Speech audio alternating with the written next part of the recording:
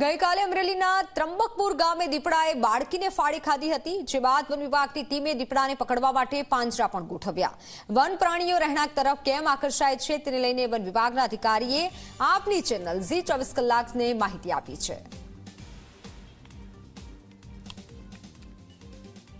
ધારીના ત્રંબકપુર ગામે એક વાડી વિસ્તારમાં એક દીપડાએ એક બાળકીને ઉચકી જઈને તેને મોતને ઘાટ ઉતારી હતી. ત્યારે આપણી સાથે આરએફઓ છે, તેમને પૂછ્યું કે સાહેબ આખી ઘટના કઈ રીતે બની અને વન વિભાગ હાલ શું પગલાં લે?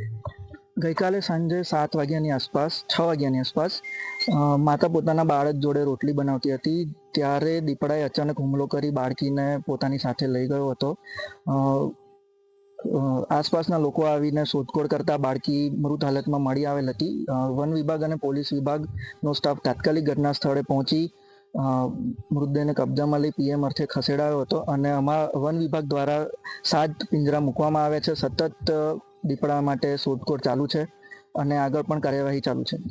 સર, અવારનવાર વન્ય પ્રાણીનો હુમલા થતા હોય છે, તો તેથી જે ખેત મજૂરો છે, વાડી માલિકો છે, એને ખાસ કરીને કઈ બાબત ધ્યાનમાં રાખવી? વન વિભાગ તરફથી એક અપીલ રહેશે કે પોતાના બાળકોનું ખાસ ધ્યાન રાખવું, ખુલ્લા વિસ્તારમાં ન સૂવું, રાત્રે વાડીની લાઇટો ચાલુ રાખવી, સરકારશ્રી દ્વારા અપાયેલા માંચડાનો ઉપયોગ કરવો અને જો માંસાહાર કરતા હોય તો માંસાહાર આરોગેલો જે એંઠવાડ છે એ ઘરથી દૂર નાખવો, જેથી વન્ય પ્રાણીઓ આકર્ષિત ન થાય.